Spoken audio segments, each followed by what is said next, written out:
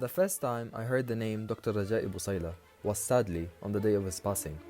It is a sorrowful thing to come to know a person only through the news of their departure. When I asked my grandmother, Tita Fathiya Hinidi, whether she remembered a boy from Leda who lost his sight at a young age, she replied instantly, "Yes, a blind boy, our neighbor. He lived near the Chammuts. I even told you about him before." And when I spoke to her cousin, Dawlat Hinidi, she smiled as she recalled how her brothers used to include him in their games, even creating a special tin hockey game just for him. 5 years after his passing, I offered this personal tribute to someone I never met in life, yet came to know deeply after his death. It may sound strange, but through his writing, his voice, and the generosity of his wife Tanya, I came to form a friendship with him. Through her, I saw the love, dedication, and uniqueness that defined him. His resilience, his patriotism, and his generosity shaped a noble character whose presence reaches far beyond time.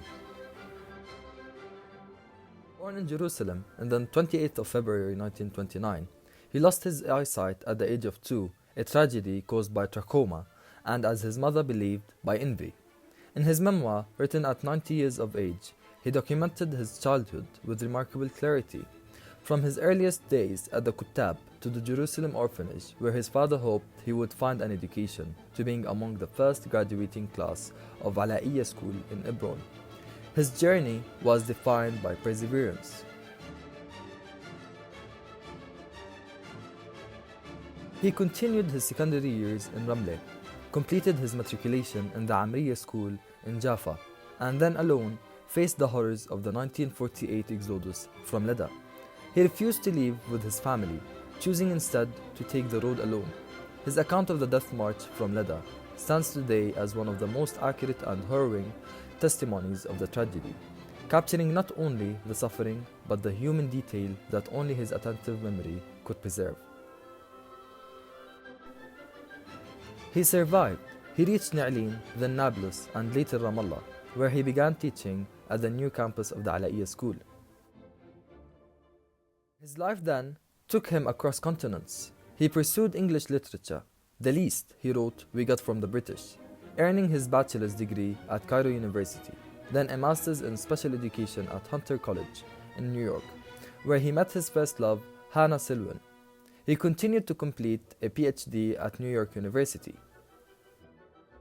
His academic career stretched from Kuwait to Indiana University Kokomo, where he taught for nearly 30 years, and later to Rabat and Bir Zayt. Busayla's dedication to service extended far beyond the classroom. While in New York, he helped found the first school for blind Palestinian refugees, an effort that later evolved into the United Holy Land Fund. In 2002, he married Tanya Roberts, who accompanied him through his twilight years and shared in creating his award-winning poetry and memories.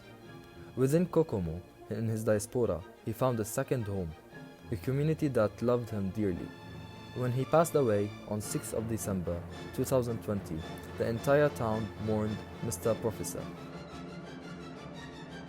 Of this journey, a dear friend of Busayla's later dedicated an entire factional novel whose protagonist relives an exile parallel to Raja'i's own, yet with a return to confined ghetto within his city, symbolizing Raja'i's life in diaspora. This friend was Ilyas Khouri, whom he met at New York University, and whose character Ma'moon echoes Raja'i's experiences and words throughout the novel.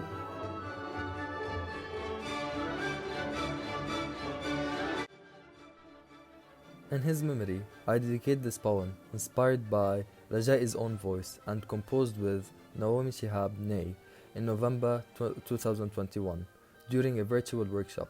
I call it One Color Palette. It begins, continues, and ends the same. In mornings, citrus blossoms. In noons, fig leaves. And in nights, olive fruits. You never can see it, not now, nor before or after.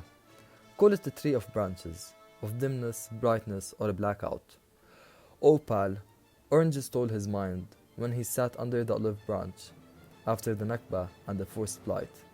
He sought life underneath the grapevine, waiting his return to the land. He then sat peacefully over the lemon stalk and kept dreaming till he got his final depart. Opal, there where life began, and there where life will end. O Pal, it was, is, and will be Palestine.